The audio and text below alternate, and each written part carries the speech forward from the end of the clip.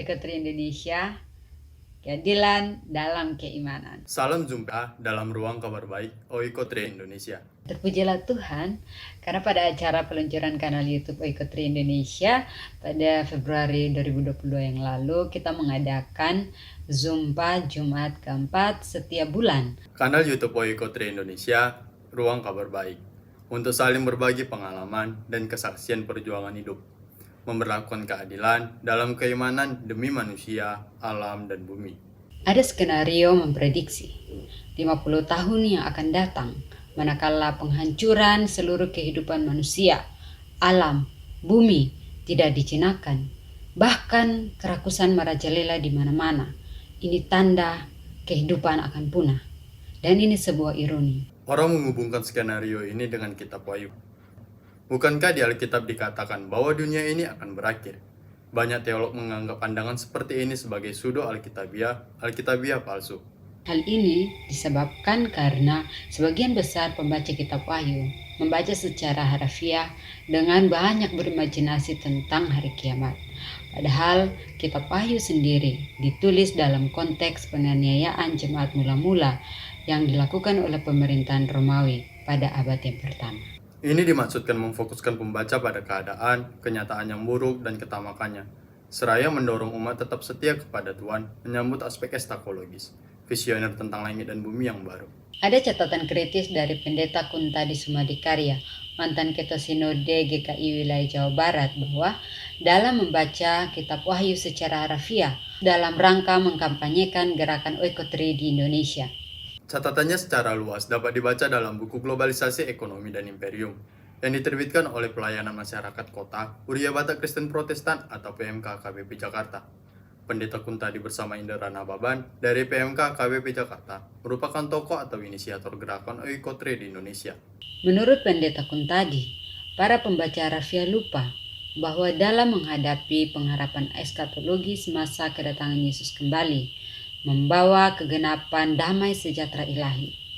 Oleh karena itu, semua umat harus bersiap dan berjaga-jaga. Ini waktunya mengalami penyadaran bahwa bersiap dan berjaga-jaga berarti bekerja mengupayakan keadilan dan perdamaian dalam menentang penghancuran manusia, alam, dan bumi oleh keserakaan globalisasi ekonomi yang disebut neoliberalisme.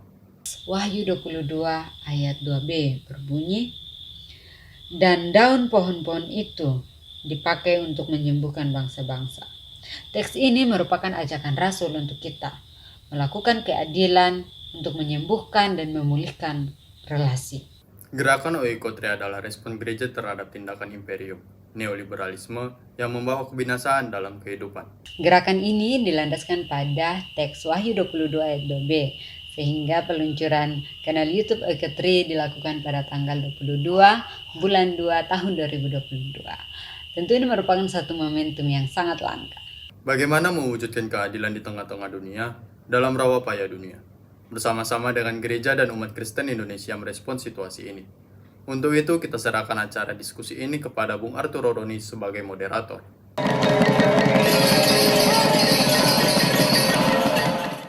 Saudara kita yang akan memberikan sesuatu sebagai bahasan utama kita dalam mengantar diskusi, yaitu Pendeta Albertus Pati, masih setia melayani di Gereja Kristen Indonesia, Sinuil Jabar.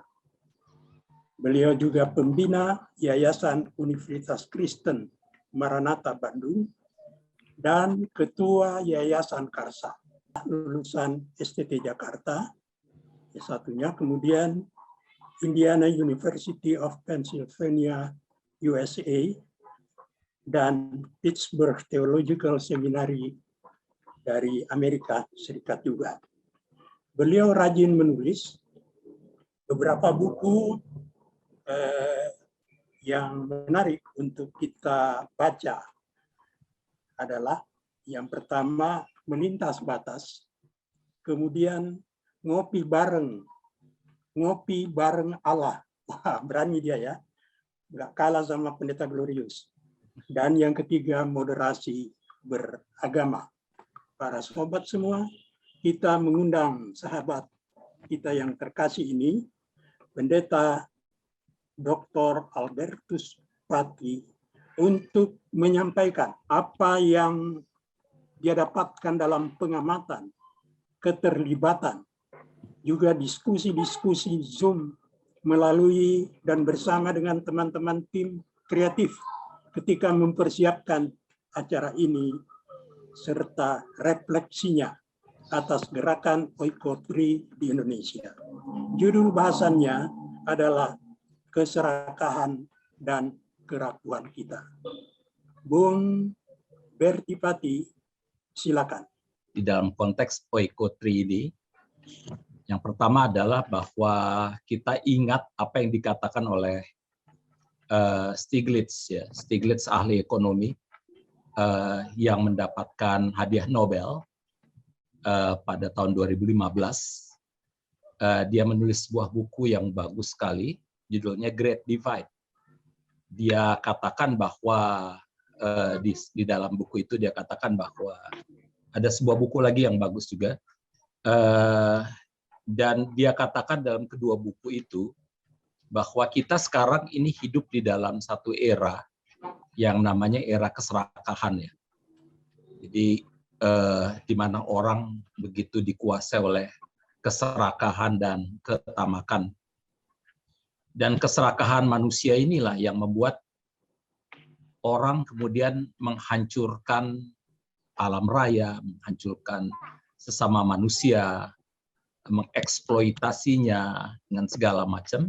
Tetapi apa yang disampaikan oleh Stiglitz sebetulnya dia ingin katakan adalah adanya pola relasi yang tidak seimbang. Manusia dengan Tuhan, manusia dengan sesama, dan manusia dengan alam raya dan segala makhluk ini. Pola relasi ini adalah menempatkan manusia pada center, pada pusat segala-galanya. Jadi manusia ini yang kemudian melihat yang lain, terutama sesama manusia, maupun melihat alam raya ini sebagai objek, sebagai aset, sebagai alat produksi. Jadi oleh karena itu, kalau tadi Kak Emi ceritakan tentang kasus di trafficking, di mana ada banyak sekali orang yang kemudian pergi diam-diam, lalu kemudian dengan janji-janji dipekerjakan sana-sini, lalu kemudian nanti pulang tinggal mati. Itu memang salah satunya karena mereka dianggap sebagai alat produksi, sebagai objek, sebagai aset, gimana supaya mereka bisa dieksploitasi, hidup mereka didominasi, ada satu pola relasi hegemonik, ya, sehingga memang efeknya adalah mereka jadi korban. Tapi terlepas bahwa mereka jadi korban, orang-orang yang melakukan ini akan terus mendapatkan keuntungan ekonomi.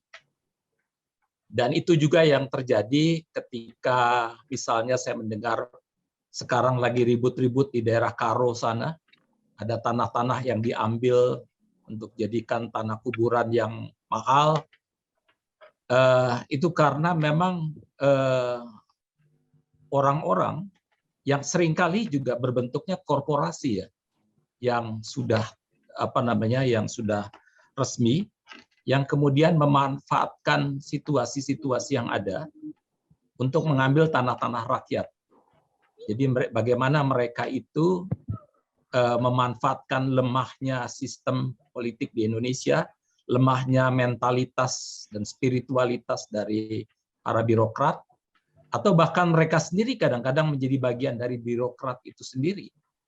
Lalu kemudian mereka inilah yang kemudian mengambil tanah-tanah rakyat, melihat bumi ini sebagai aset, bumi ini sebagai alat, sebagai objek, sebagai alat produksi untuk bisa dieksploitasi sesuka-sukanya, bisa dihegemoni dan didominasi untuk keuntungan ekonomi.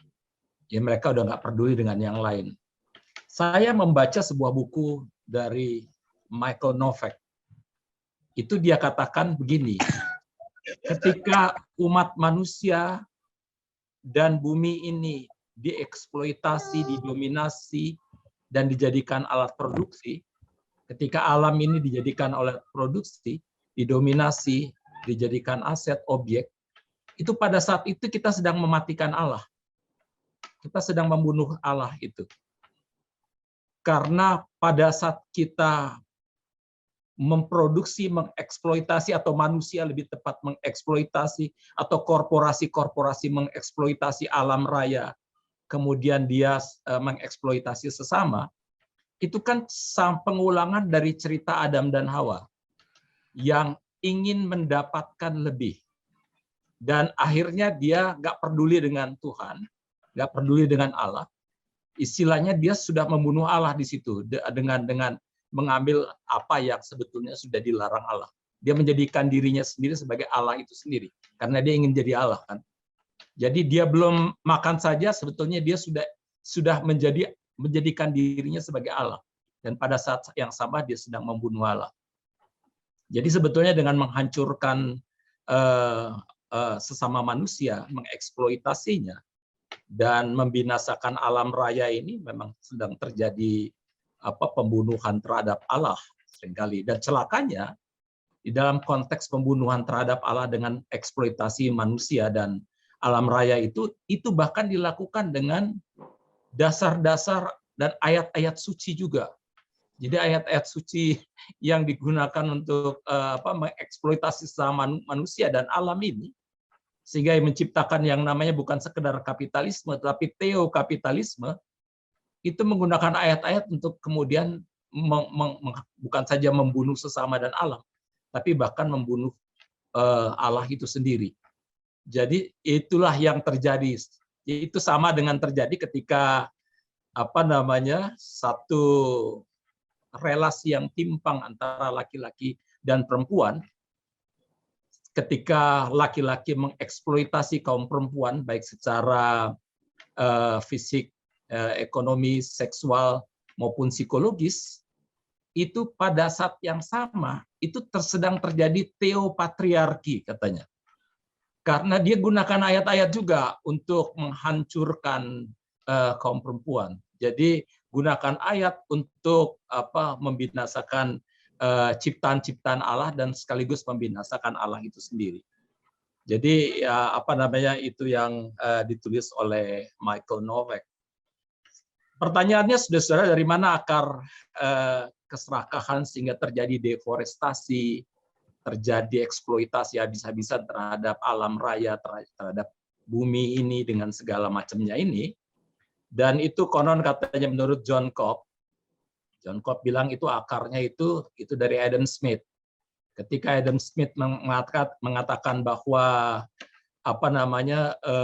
kita ini adalah manusia yang mestinya bisa memanfaatkan, menggunakan apa saja untuk kepentingan kita, lalu kemudian dia mulai menciptakan bahwa manusia itu menjadi homo economicus, gimana segala sesuatu bisa dieksploitasi apapun untuk mendapatkan keuntungan bagi dirinya, sehingga memang dari teosentrik itu berubah menjadi antroposentrik.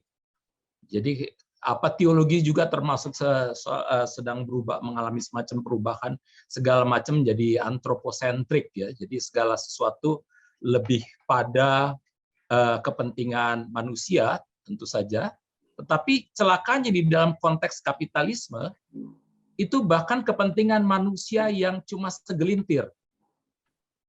Kalau menurut yang tadi dikatakan oleh Stiglitz, itu kurang lebih 1% orang di Amerika Serikat itu menguasai hampir 58% kekayaan bangsa Amerika. 10% orang kaya di bumi ini menguasai 90% kekayaan dunia. Kalau di Indonesia masih lebih baik, 1% orang kaya di Indonesia menguasai sekitar 42%. Jadi dari kekayaan Indonesia ini, yang lain-lain kita bagi-bagi aja. Jadi sebetulnya yang 48% itu bagi-bagi di antara orang yang 99%. Adanya kesenjangan yang sangat luar biasa di dalam konteks ekonomi yang neoliberalis dan kapitalistik ini. Jadi sekali lagi dari mana akar keserakahan ini? Itu karena manusia sudah menjadi homo economicus, di mana berpikir yang lain itu adalah alat produksi, objek, aset, gimana dia bisa mendominasi, dia bisa melakukan hegemoni, dia bisa mengeksploitasi habis-habisan tentu saja untuk kepentingan mereka, orang-orang tertentu, dan terutama untuk kepentingan korporasi. Di Indonesia persoalan lebih berat lagi sebetulnya, saudara, karena antara korporasi dengan para birokrat, elit politik itu sudah sama. Jadi apapun yang mereka lakukan, misalnya terhadap di dalam Undang-Undang Cipta Kerja, ya itulah mereka lakukan tentunya saja karena birokrasi dan korporasi itu sudah menyatu di situ, dan efeknya adalah tentu saja yang menjadi korban bukan saja bumi ini, tetapi juga yang menjadi korban adalah para pekerja-pekerja ini. Nah, kalau dilihat dari Perjanjian Baru, ini KMI yang jagonya, tapi saya tulis sedikit supaya kelihatan lah, saya agak pendeta sedikit lah ya. Itu apa namanya, keserakahan itu disebut sebagai plonexia. Bahasa Yunani, plonexia itu mengingini sesuatu yang bukan milik sendiri. Jadi artinya kalau seandainya sekarang kita punya 18 orang, ada sekarang di sini ada 18 orang, lalu kemudian ada yang kasih kue 18 biji, maka ketika saya ambil 2, kan gitu ya, itu pasti ada yang nggak dapat. Jadi masing-masing mestinya bisa mengambil 1 supaya semuanya mendapatkan. Jadi oleh karena itu plonexia itu sebetulnya mengambil sesuatu yang bukan miliknya. Dan ini dosa sekali kalau di dalam Lukas 12 ayat 15, dia katakan berjaga-jagalah dan waspadalah terhadap segala ketamakan. Karena hidupmu tidak bergantung pada hartamu itu. Itu kira-kira inti dari Lukas 12 sampai 15. Nah, intinya efeknya adalah seperti yang dikatakan oleh Bung Arthur tadi, itu bukan saja manusia dieksploitasi dan bumi ini dieksploitasi, tetapi terjadi kehancuran habis-habisan terhadap bumi ini.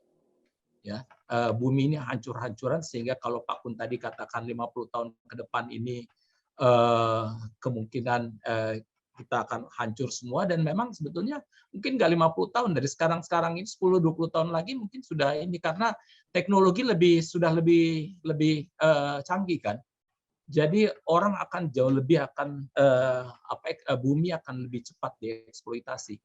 Sehingga oleh karena itu kita sudah mulai merasakan adanya pemanasan global dengan segala macam air laut yang naik, kutub utara yang sudah mencair dan sebagainya, polusi di mana-mana dan sebagainya. Itu sebetulnya yang sedang kita lakukan, umat manusia dan dunia ini adalah sedang melakukan bunuh diri massal.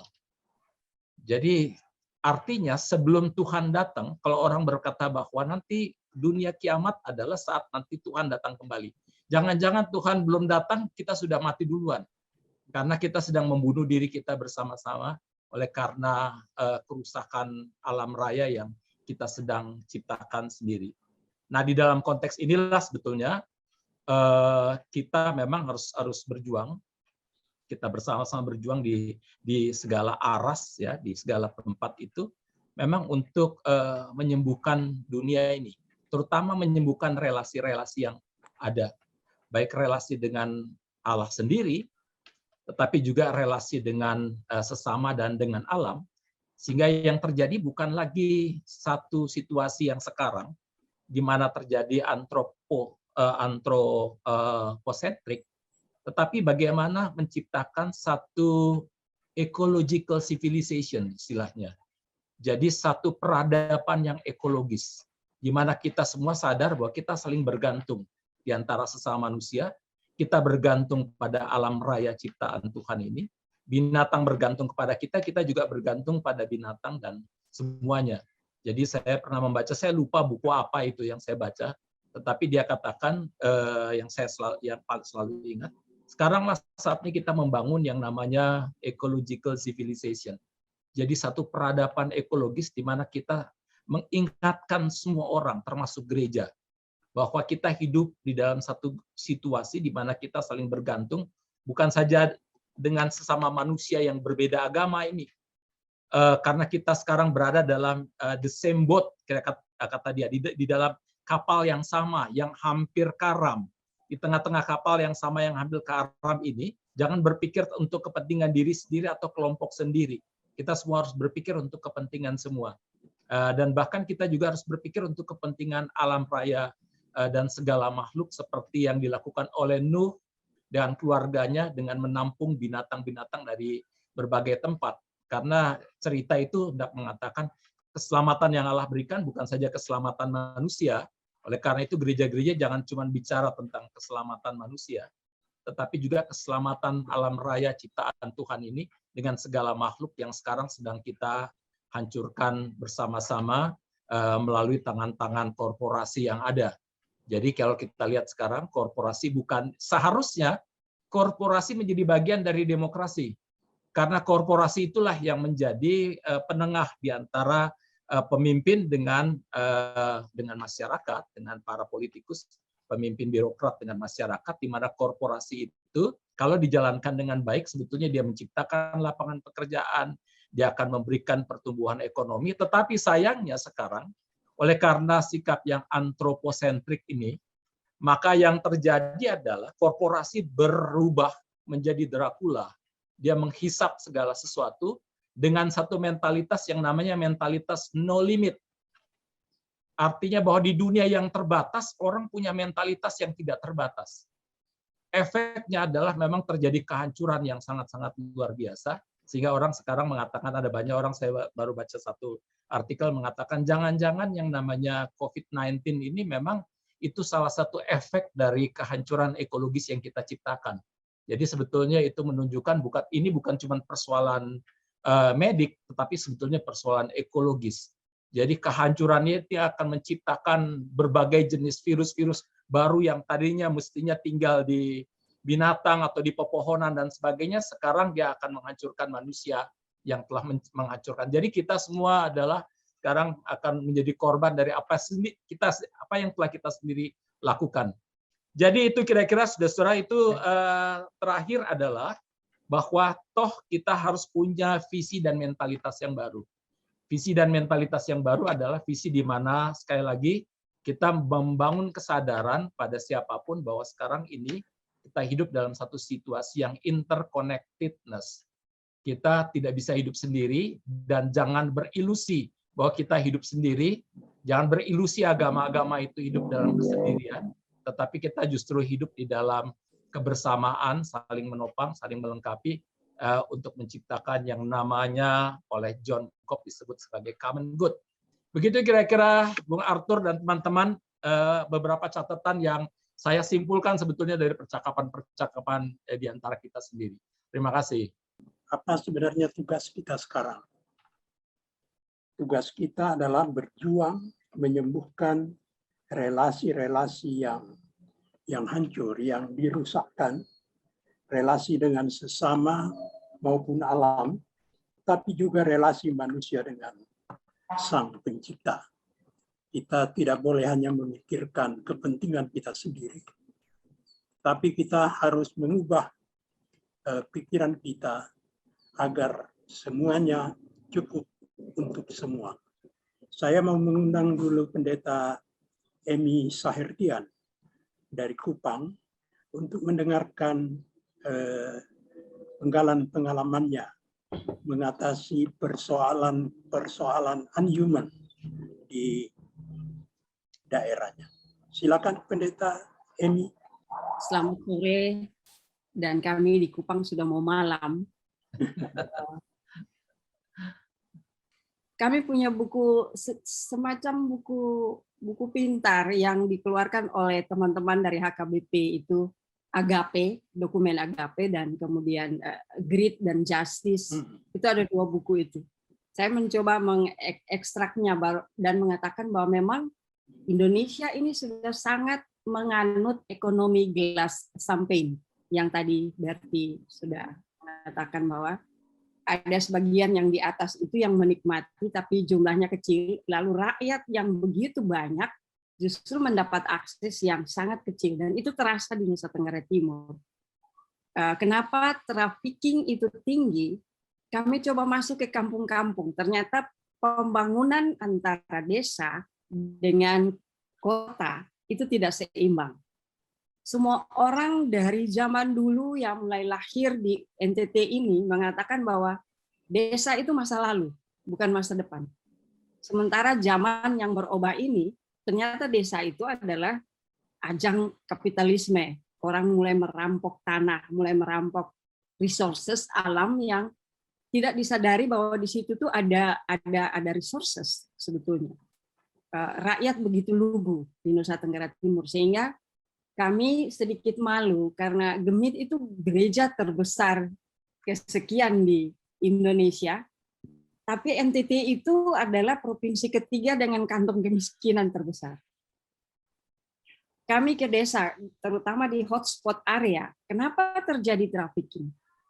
Semua orang mengatakan sudah tahu bahwa itu adalah kriminal dan itu berujung pada kematian. Kenapa mereka mau pergi? Itu miris sekali ketika kami dapati bahwa hampir sebagian besar rakyat di pedesaan itu hanya memiliki tanah paling besar 15%, dan yang paling banyak itu adalah 5% dari total kepemilikan tanah. Dan tanah-tanah itu kebanyakan bukan tanah produktif yang tidak bisa menghasilkan sesuatu untuk menjawab kebutuhan dasar mereka. Tanah ini baru kami tahu bahwa dikuasai oleh korporasi cukup banyak, yang tadi Berti bilang. Korporasi dengan berwajah mereka-mereka yang datang sebagai pengusaha yang membeli tanah banyak-banyak, lalu kemudian yang punya tanah itu tinggal sedikit, dan kemudian ada konflik agrarianya luar biasa. Dan konflik agraria ini kemarin kami mengurus ternyata antara negara dengan rakyat. Pemerintah pun mengklaim tanah-tanah itu, dan tanah-tanah itu kebanyakan adalah hutan adat, yang di mana masyarakat adatnya itu sudah longgar dan sudah pecah, jadi mereka diadu. Ternyata itulah akar dari trafficking yang tadi Berti bilang, itu pendekatannya korporatif, konglomerasi banget.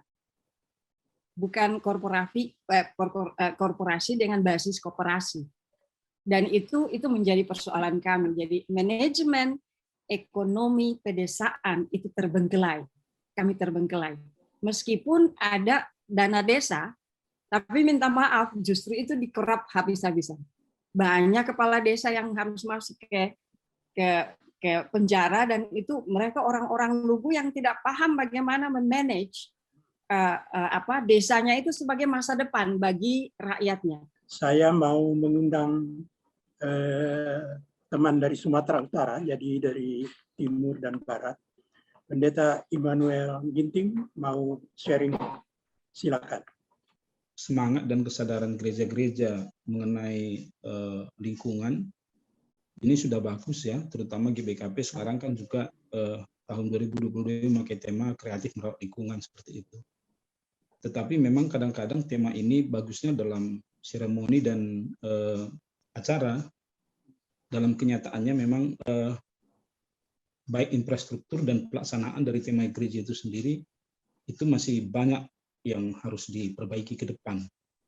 Karena memang barangkali kesadaran ada, tetapi kita kan lihat juga seperti analisis lingkungan sekarang ya. Kemarin Kompas mengatakan bahwa media sendiri sangat kurang dalam memberikan pemahaman terhadap situasi lingkungan dunia sekarang ini. Dan juga saya lihat begitu langkah-langkah gereja ke depan ini memang sudah harus bersinergi, bukan hanya berjalan masing-masing. Karena kebetulan saya sedang membaca buku Bumi yang Tak Dapat Dihuni ini, kan buku lama ini kayaknya, The Uninhabitable Earth ini, yang mengatakan bahwa kalaupun kita mengupayakan semua langkah untuk memperbaiki dunia sekarang ini, mungkin udah jauh terlambat dibandingkan dengan cepatnya apa yang disampaikan oleh Pak Pati tadi mengenai percepatan dan pemanfaatan teknologi dalam merusak lingkungan begitu. Dan tadi diingatkan mengenai penguasaan lahan oleh penguasa. Kebetulan saya lihat ini yang hadir ini pendeta jemaat Sri, ya. Kebetulan dia yang di jemaat apa itu yang ada makam itu. Rambung Baru. Iya, Rambung Baru.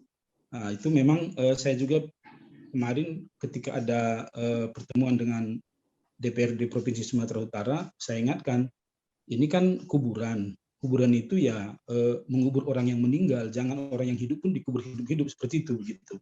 Nah, barangkali itu juga yang terjadi, di mana kita karena faktor ekonomi, sehingga kehidupan itu memang tidak berharga bagi kita, gitu.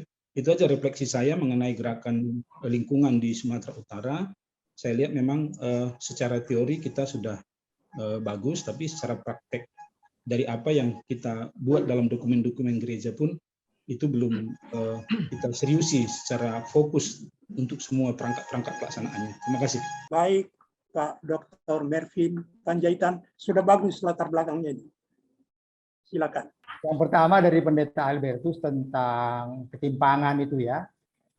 Jadi begini Pak Pendeta, saya juga baru baca bahwa krisis bumi sekarang ini akibat dua kondisi. Kondisi yang pertama itu yang dikatakan Pendeta Albertus tadi, kemakmuran. Konsep kemakmuran kita ini terlalu banyak menghabiskan sumber daya bumi. Bayangkan CO2, emisi CO2 di Amerika itu tinggi karena alat transportasi dan pembangkit listrik yang menggunakan batu bara, misalnya bahan bakar fosil. Akhirnya CO2 yang tadinya disimpan di dalam bahan bakar fosil itu sekarang keluar, naik di atmosfer, dan mengakibatkan efek rumah kaca dan pemanasan global. Tapi selain itu, ada juga yang dilupakan oleh negara-negara seperti Indonesia, dan ini saya akan tekankan menjadi materi kita nanti. Kenapa? Karena saya lihat baik partai politik maupun ini para kandidat tidak peduli dengan itu. Padahal itu soal sekarang kita sudah mulai senja hari, yaitu ledakan penduduk. Bagi perbandingan Bapak-Bapak, Ibu-Ibu, penduduk dunia ini sekarang meledak dengan pertumbuhan 1% per tahun. Jadi sekarang kita tahun 2019 itu sudah 7,7 M. Kalau pertumbuhannya tetap 1%, maka dia akan menjadi 2 kali lipat dalam 70 tahun. Tapi pertumbuhan penduduk Indonesia lebih tinggi lagi. Tahun 2010-2020, pertumbuhan penduduk Indonesia itu 1,25%. Sebelumnya lebih tinggi lagi, 1,49%. Nah, kalau pertumbuhan penduduk 1,25%, maka penduduk Indonesia yang sekarang 270 juta itu akan berlipat 2 dalam 60 tahun. Katakanlah kita kerja keras dengan turun menjadi 1% rata-rata. 1% rata-rata pertumbuhan penduduk itu masih 2 kali lipat dalam 70 tahun. Coba Bapak-Bapak, Ibu-Ibu hitung bagaimana penduduk Indonesia yang sekarang 270 juta menjadi 540 juta 70 tahun dari sekarang. Saya kira Pendeta Emi dan kawan-kawan akan lebih sibuk lagi menanti kehadiran mayat-mayat ini dari kelapa sawit sama dari pembantu rumah tangga di Malaysia itu. Persoalan besar sekarang di dunia ini adalah ada 2. Satu, ledakan penduduk, dan ini terutama menjadi tanggung jawab negara berkembang, yaitu Cina, India, Indonesia, Brasilia, Bangladesh, dan lain-lain. Itu tanggung jawab kita terutama. Kenapa? Karena pertumbuhan penduduk kita terlalu tinggi. Satu lagi, kemakmuran yang salah konsep, yaitu kemakmuran yang habis sumber daya bumi, yang akhirnya menimbulkan krisis bumi, itu dikerjakan oleh negara-negara kaya. Jadi pemanasan global ini lebih banyak dikerjakan negara-negara kaya. Pertama, dia banyak membakar bahan bakar fosil. Yang kedua, dia banyak menggunakan CFC, itu zat yang digunakan di AC, pendinginan.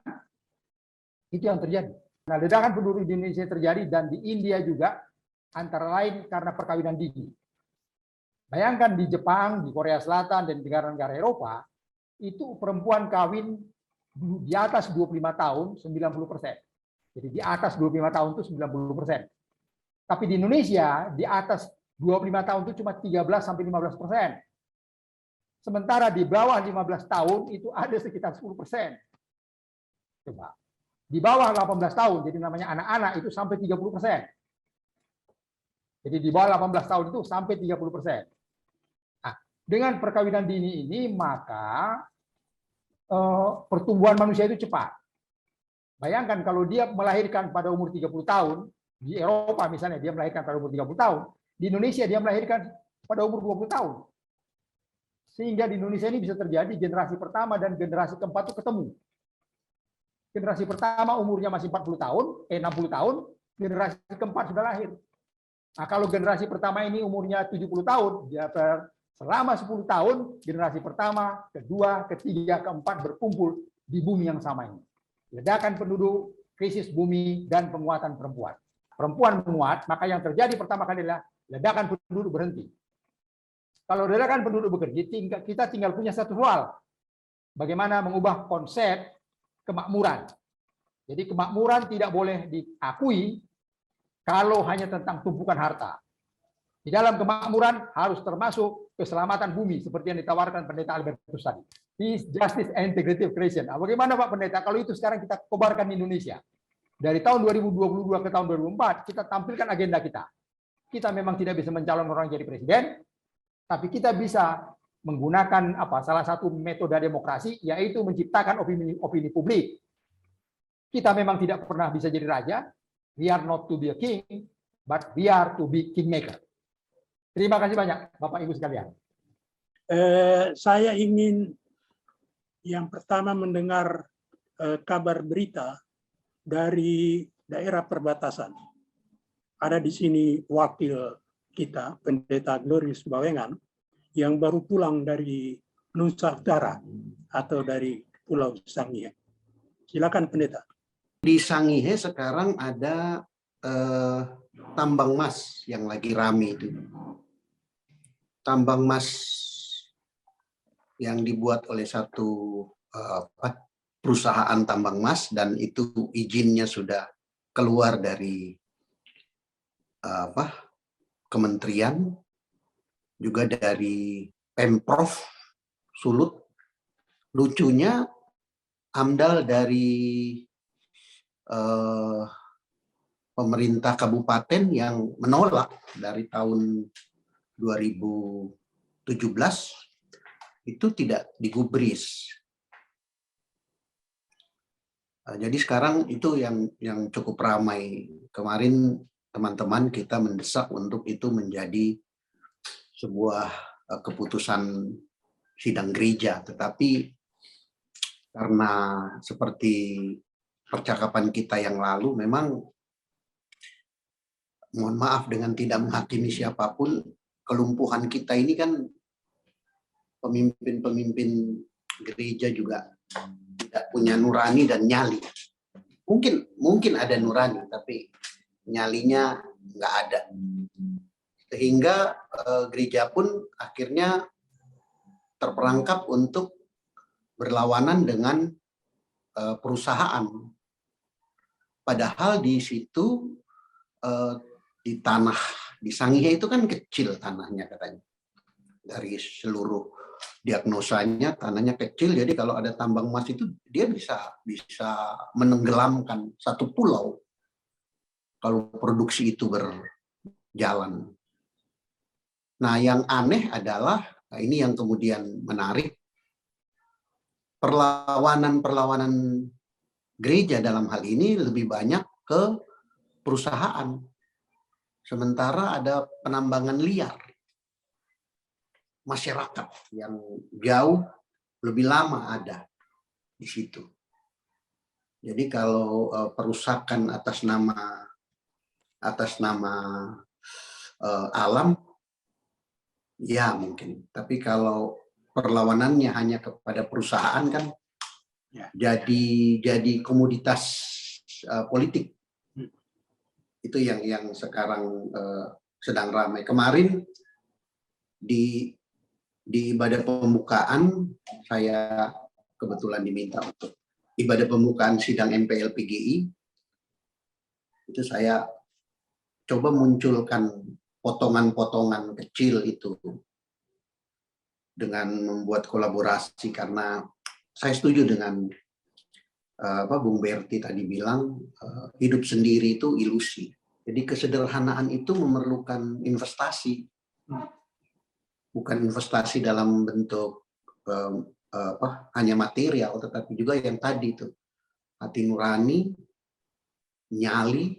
Ada dua pembedaan yang sangat menonjol yang sebenarnya bisa masuk di situ, yaitu konten atau isi-isi persidangan gereja itu tidak kena mengena dengan pesan-pesan spiritual, pesan-pesan moral di ibadah yang berlangsung. Gerakan yang juga digemakan oleh Persekutuan Gereja Indonesia misalnya tentang oikomini semesta, itu yang tadi disampaikan oleh Bung Berti, bahwa bukan cuma agama-agama, tetapi juga antara agama dan lingkungan semesta, oikomini semesta. Ada formasi oikominis. Di dalam komunikasi modern sekarang, kalau kita mau mengacu kepada apa yang Bung Berti tadi bilang dan Kak Emi tadi bilang, masyarakat interrelasional itu, jadi menyembuhkan relasi itu juga saya kira bukan cuma entitas-entitas yang tadi disebut, tetapi juga entitas komunikasi bersama. Saya sih concern ke komunikasi gereja yang memang dari situ lumpuh. Bagaimana ya kita menyambung pesan-pesan bernas, baik secara spiritual, entah itu tentang teologi, regulasi, ke dalam agenda persidangan dan menghasilkan sebuah produk aksi dari gereja yang diberi roh oleh isi dan pesan-pesan spiritual. Pertemuan raya gereja, pemuda gereja, saya sampaikan Bung Berti, para pembunuh Tuhan.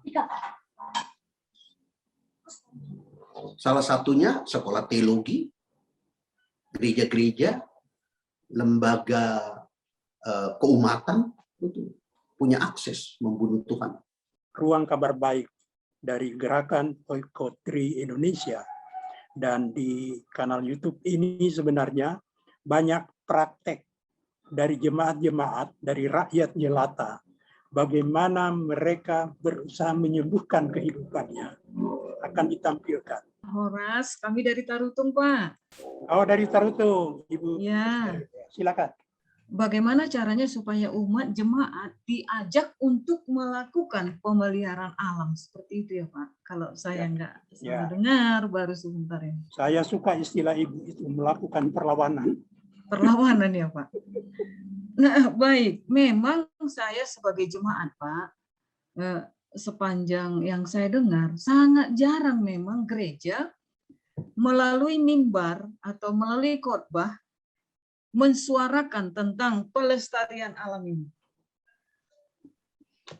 Saya juga kurang tahu kenapa sedemikian rupa, kenapa para pengkhotbah yang sangat strategis peranannya untuk menyampaikan perlawanan kita ini supaya dapat melestarikan alam, membicarakan ini lewat mimbar, lewat khotbah pada minggu, ternyata kurang. Sangat kurang, sehingga saya juga mengharapkan bapak-bapak kita di sini yang ikut bergabung dengan kita, tolong ini disempurnakan atau diingat, dibuat di dalam ramuan atau susunan atau isi daripada khotbah. Sekian dulu dari saya, Pak. Dari Sibolangit ada pendeta Sri Sulastri Ginting yang kampungnya sedang bergejolak ini. Saya ditempatkan melayani di Desa Rambung Baru yang pada saat ini menjadi titik konflik antara warga dengan kalau disebut dengan perusahaan sih sebenarnya dari pemaparan kami berjumpa dengan orang-orang yang berkompeten di bidang itu, sepertinya sih bukan hanya dengan perubahan masyarakat berkonflik, tapi sebenarnya dengan birokrasi begitu. Tapi sebenarnya yang saya lihat yang paling fatal pada saat ini adalah soal kesadaran sih, kesadaran yang tidak muncul dalam masyarakat, kesadaran untuk melihat bahwa ini sebuah permasalahan begitu. Itu yang saya perhatikan. Dan memang ya bisa dibilang peran gereja untuk menumbuhkan kesadaran itu ya mungkin minim ya. Ya saya lihat minim begitu. Saya saja secara pribadi ketika dari tahun 2018 melihat persoalan ini, ya bisa dibilang ya mereka sebenarnya tidak percaya begitu, karena mungkin ya karena tidak pernah seorang tokoh agama lumayan frontal menyuruh masyarakat untuk melakukan perlawanan begitu. Jadi ya bisa dibilang apa sih sudah offside begitulah kira-kira gitu. Oleh karena itu baru di tahun 2020 sebenarnya ketika mereka sebenarnya sudah lelah dan mereka terkejut karena tanah mereka dirusak, justru akhirnya mereka digugat juga begitu. Dan karena mereka kebingungan, akhirnya mau nggak mau orang bingung itu kan gampang diarahkan begitu ya. Jadi maksudnya kalau saya melihat kesadaran mereka itu lahir dari kebingungan. Mereka bingung baru akhirnya sadar mau nggak mau ngikut. Kecamatan Sibolangit pada saat ini merupakan tanah yang sangat luar biasa dilirik oleh para investor, dan masyarakat dengan gampangnya tergiur untuk pada akhirnya akan diperbudak begitu. Kalau saya melihat hal ini terus dibiarkan, mungkin 10 atau 15 tahun lagi generasi selanjutnya, generasi yang sekarang mungkin masih muda belum berumah tangga, akan hidup dalam kemiskinan. Karena mulai dari sekarang juga sudah banyak yang terpaksa menjadi TKW, terpaksa menjadi TKI ke luar negeri, karena begitu tadi tidak ada lagi lahan yang layak untuk mereka garap begitu kira-kira. Itu saja sih. Terima kasih. Ada Dr. Simon Haryanja. Silakan Pak. Belakangan kan ada diterbitkan berbagai regulasi tentang pemanfaatan hutan, termasuk dari aspek sosial, ekonomi. Di konteks pinggiran Danau Toba, saya melihat kalau itu dikelola oleh rakyat, memerlukan dana besar. Jadi sangat baik itu dicerahkan saja kepada perusahaan-perusahaan besar, meskipun kepemilikannya itu tidak diserahkan sepenuhnya. Saya melihat hutan dari segi ekonomi yang pada akhirnya hal-hal yang esensial kepemilikan itu kita harus tahankan. Ada salah satu keputusan pemerintah di hak guna usaha hutan, jika ada di situ galian C, peluang diberi izin meskipun itu di kawasan area HGU dari perusahaan besar. Dari nenek moyang kita hanya hak guna hutan, apa itu? Hak manfaatan hutan. Dalam nilai-nilai kearifan lokal ada aturan, adat istiadat. Perlu kajian ulang untuk keterbukaan kita sejauh AMDAL, hak-hak adat, mualaf, dan seperti itu. Saya cenderung pilih itu, Bapak. Karena pengolahan hutan sangat besar memerlukan dana. Jika itu dibiarkan oleh rakyat, kapan kita sampai? Demikian dulu, Pak. Maaf kalau saya posisi duduk agak berbeda dengan beberapa teman-teman itu. Terima kasih dulu. Sepanjang kita masih bisa berdialog, baik, kita pasti akan menemukan sintesis. Terima kasih. Dan saya gembira ada Bapak kita jadi cover both side. Kak Nina kayaknya udah siap nih. Senang ya mau ada di launch ini tentang oikotree gitu, karena sejak kita selalu di Medan memulai dan apa gitu, kadang-kadang saya mikir gitu, ini upaya-upaya yang gini ini sebenarnya ada nggak gunanya ya. Terus terang makin hari saya sih udah give up gitu sama gereja untuk urusan-urusan yang nggak going to heaven gitu, ya kan. Teman-teman pendeta pun, sorry sama ibu pendeta ya, saya nggak kenal ibu tapi saya bicara sama yang saya kenal. Itu yang saya bilang, mereka nggak concern. Di dalam gereja kami seringkali bikin seminar tentang peduli lingkungan dan sebagainya, tapi sampahnya, plastiknya aja bertimbunan di lantai gitu ya. Gelasnya aja, gelas-gelas plastik yang kecil gitu. Nah, dari situ aja kita kan ngelihat ini cuma program ya, supaya bisa dilaporkan sudah melakukan ini, buat spanduknya gede, bikin di apanya di mana. Dan untunglah puji Tuhan sekarang dengan ada pandemi yang nggak usah jumpa lewat webinar, yang nggak ada lagi itu sampah-sampah plastik yang rotinya kotaknya semuanya apa. Nah, kemudian tadi yang dibilang sama Pak Haryanja itu menarik sama saya, karena kayak misalnya soal TPL ya, saya sorry ya, benci banget sama si TPL ini karena tanah moyang kami dirusak-rusak gitu.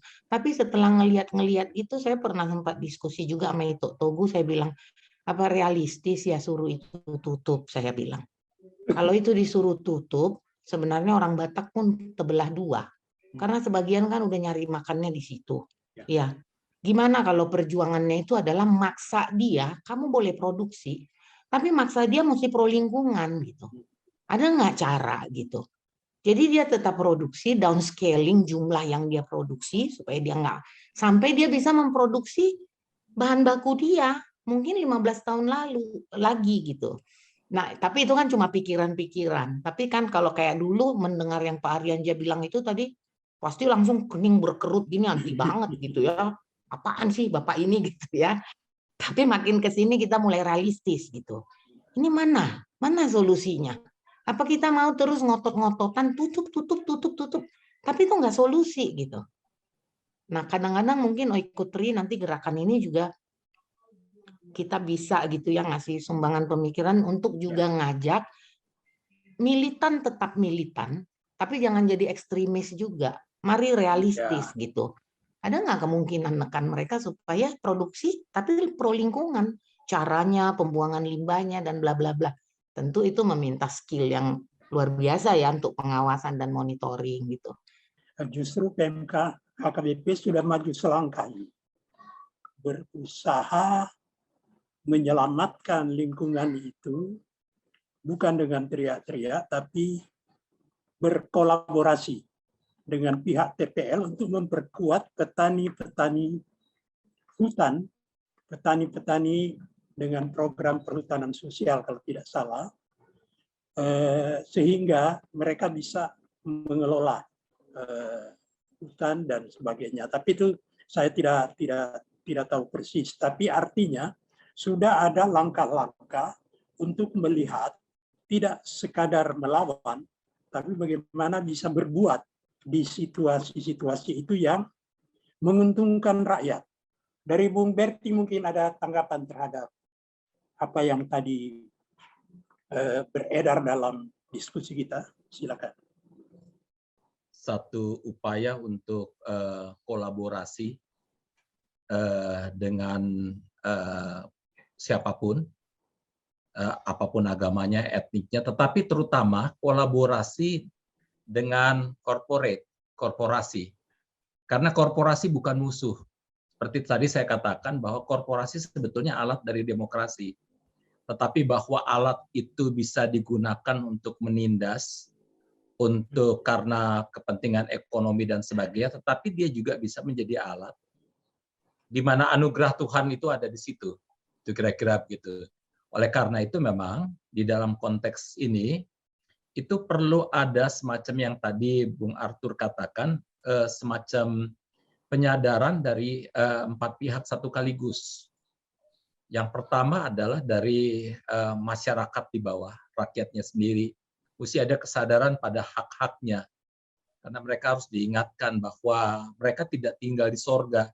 Mereka tinggal di bumi di mana akan ada banyak persoalan dan masalah, di mana mereka harus tahu bahwa ancaman-ancaman itu akan tiba cepat atau lambat, dan mereka harus sadar pada hak dan tanggung jawab mereka yang pertama. Kedua, yang harus disadarkan adalah gereja, institusi gereja. Jadi seperti yang dikatakan tadi oleh Glorious, betapa memang betul gereja-gereja kita ini mungkin punya hati nurani, ya. Tapi kadang-kadang atau banyak kan nggak punya keberanian, atau mungkin punya hati nurani, tapi sudah kebeli. Itu juga persoalan besar di situ ya. Dan yang memang yang paling utama yang terjadi di dalam konteks gereja-gereja adalah kita harus diingatkan untuk tahulah konteks kehidupan di mana kita berada. Kadang-kadang kita khotbah tapi kita nggak bicarakan tentang konteks, tentang pergumulan, tentang persoalan, tentang masalah dan sebagainya. Dan seandainya pun kita tahu, kita cuma mengerangkengnya di dalam seremoni-seremoni kita saja, tidak sampai pada praksis kehidupan. Jadi ini memang persoalan besar. Jadi oleh karena itu memang salah satu hal yang mesti diingatkan, memang kita harus para pendeta tentunya itu mesti sadar sekali pada lingkungan, pada persoalan-persoalan konteks kehidupan sosial, politik, ekonomi yang dia hadapi ya, termasuk ekologi yang akan dihadapi kini dan ke depan. Itu faktor kedua ya. Faktor ketiga yang harus diingatkan tentunya korporasi.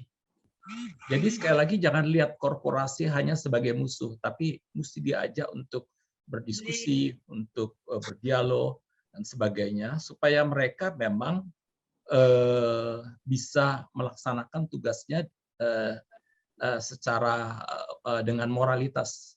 Bukan cuma dengan moralitas, tapi sesuai dengan kultur masyarakat yang ada.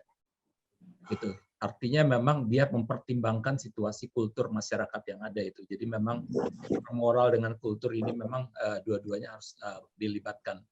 Dan oleh karena itu, karena begini, karena korporasi memang punya kecenderungan yang namanya maksimalisasi, kan gitu ya.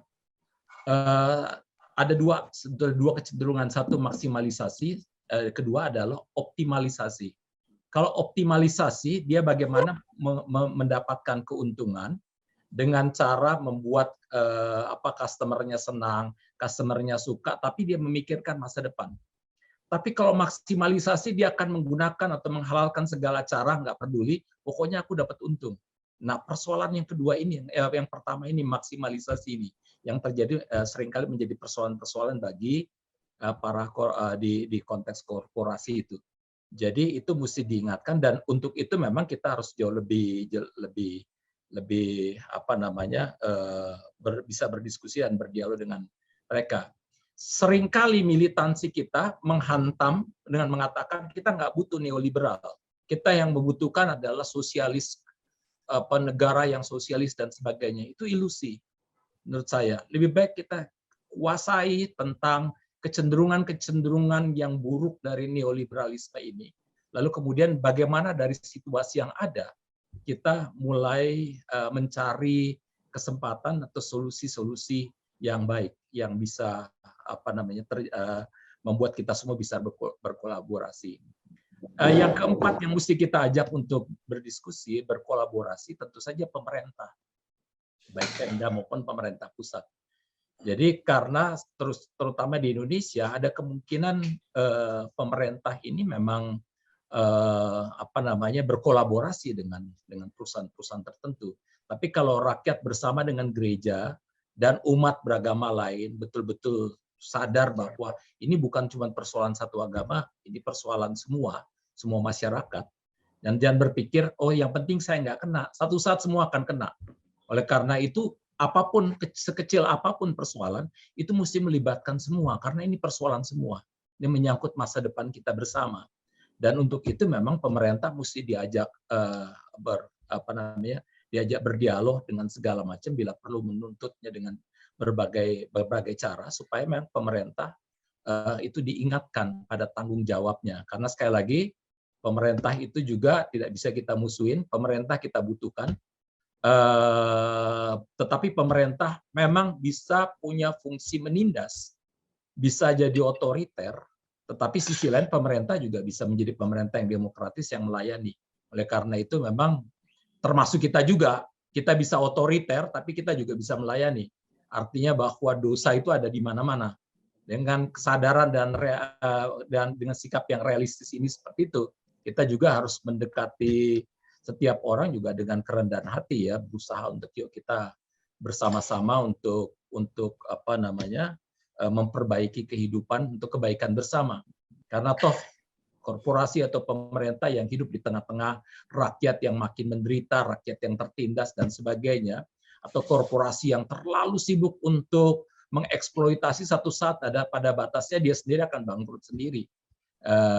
Oleh karena itu memang itu perlu menghadapi persoalan ini memang bersama-sama dalam kolaborasi, dan mesti diingatkan kita semua memang sekali lagi interconnected, dan kolaborasi tentu saja sekali lagi bukan demi kepentingan manusianya saja ya, tapi kepentingan hutannya, kepentingan segala makhluk yang ada di situ, kan gitu. Karena saya juga ingat dengar, saya pernah berapa kali berkunjung ke Danau Toba, itu di mana airnya katanya sudah ini, dan bagaimana mencari solusi yang terbaik sehingga memang satu sisi ekonomi itu bisa dibangkitkan, tetapi sisi lain dia tidak mengorbankan ekologi dari Danau Toba itu sendiri, termasuk kebersihan airnya, udaranya, tanahnya, dan sebagainya. Begitu kira-kira. Terima kasih. Walaupun kerinduan masih luar biasa dan boleh jadi ada kawan-kawan yang mau menyumbang pikiran, tapi kita akan cukupkan dulu sampai di sini supaya kita punya tabungan untuk bulan depan, untuk program Zoom meeting bulan depan yang menurut host kita Bung Heri Getaren ini akan kita lakukan tiap bulan. Di samping dalam periode tertentu kita akan meluncurkan usaha-usaha yang dilakukan bersama-sama dari rakyat, gereja, dan sebagainya dalam mengatasi persoalan-persoalan kita yang menyangkut keserakahan dan kerapuan kita. Ini ada pendeta Jemima dari Papua. Oh, sudah masuk. Sudah masuk. Keamanan bagus di Papua, Bu. Ya. Keamanan bagus di Papua. Yang macam begitu tuh Jakarta yang boleh bilang bagus atau tidak. Ya, Bu. Kita doakan Papua. Iya, tidak cukup doa, Dek. Keamanan di Papua ditentukan oleh Jakarta, tapi orang Kristen yang ada di Indonesia. Begitu. Jadi kalau tadi di Sumatera ada begitu banyak ibu-ibu di Velen tadi ada sudah bicara. Ya. Dan ya sudah membias juga kejahatan begitu ada di Papua. Dan pada kaya alam lah, maka keamanan itu digerakkan secara kreatif, ketidakamanan berkembang secara kreatif di Papua. Tidak dapat dibatasi karena sumber daya alam menyebabkan untuk sangat kaya. Iya, hari ini kita berada. Ya, kita sudah punya tentang kerakusan itu menyebabkan orang tidak akan ngerti kehidupan manusia yang lain. Ya. Jadi bagaimana hari ini kita akan memahami apa itu kemanusiaan di dalam pemahaman yang seperti itu juga. Mau jaga diri kita menjadi manusia yang baik, makan secukupnya. Jangan berlebihan gitu. Kalau orang mau makan secukupnya, tidak berlebihan, saya pikir tidak ada orang miskin yang banyak dan tidak ada kejahatan bermain juga di tengah orang miskin. Bagaimana keadilan ada kalau Jakarta sendiri tidak pernah mengerti, dan saya berharap sekali teman-teman yang dekat dengan Jakarta, teman-teman yang bisa kenal saudara-saudara seiman yang ada di pemegang kuasa dan pembuat kebijakan, dapat mempengaruhi. Jangan mencari aman di zona yang aman. Sudah aman, bikin kebijakan, Kapan buat ini aman dan duduk enak aman, orang lain baku bunuh mati, jangan bikin orang lain banyak mati. Jadi kerakusan punya dampak itu besar sekali. Besar sekali kerakusan itu punya dampak, keserakahan. Bahaya kalau gereja dan negara tidak ada batasnya. Batas antara gereja dan negara tidak jelas. Jadi suara kenabiannya itu ya suara kenabian begitu. Hanya bilang kami mengutuk, kami menolak, itu bahasa gereja. Kalau ada perbuatan jahat, kami mengutuk semua kelakuan ini. Rasa itu kan lagi bahasa. Itu bahasa untuk gereja tidak mau kerja. Sekarang ada kesadaran mulai di kita di Papua. Udahlah, ada ketidaknyamanan, ada orang rakus. Pertanyaan sekarang untuk kita, apakah dengan memilih seorang gubernur yang baik dapat mampu memberi perubahan, menghadirkan keadilan, menghadirkan kebaikan bagi masyarakat? Itu pertanyaan. Apakah dengan memilih seorang bupati, apakah dengan memilih seorang ketua DPR, itu menjamin sebuah perubahan yang berkualitas? Itu pertanyaan. Nah, sampailah orang-orang adat, kita sampai pada pemahaman ialah bahwa yang bisa menentukan perubahan itu mulai dari keluarga, plus tambah keretnya, dikeret. Jadi beban-beban yang kita hadapi dengan satu keret, pasti keret masyarakat adat itu dia punya tanah, dia punya hutan, dia punya hasil apa. Mereka inilah yang harus diberdayakan untuk menjaga hutannya, melihat itu bagian yang penting dengan falsafah lokalnya yang diberikan oleh nenek moyangnya. Dan bahasa-bahasanya juga harus dilestarikan, diangkat, dan mereka mesti wajib berbahasa. Ini bisa menguatkan, dan kami sedang menggerakkan ini, mau mencari cara bagaimana untuk membuat ini menjadi gerakan untuk setiap keret menjaga dirinya, itu termasuk tanah, hutan, dan budayanya. Itu. Mungkin ini akan membuat mereka juga untuk bisa bertahan dan mereka happy. Karena ada kesimpulan bahwa today orang Papua tidak happy. Mereka tidak happy karena begitu banyak yang mereka rasa. Ada kekerasan dan lain-lain, tapi juga mereka juga merasa di rumah mereka tidak aman, kemiskinan, dan begitu banyak masalah dalam keluarga.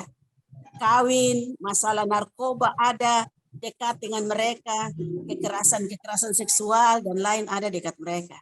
Inilah yang kita bilang masyarakat adat mereka menjadi kuat untuk diri mereka.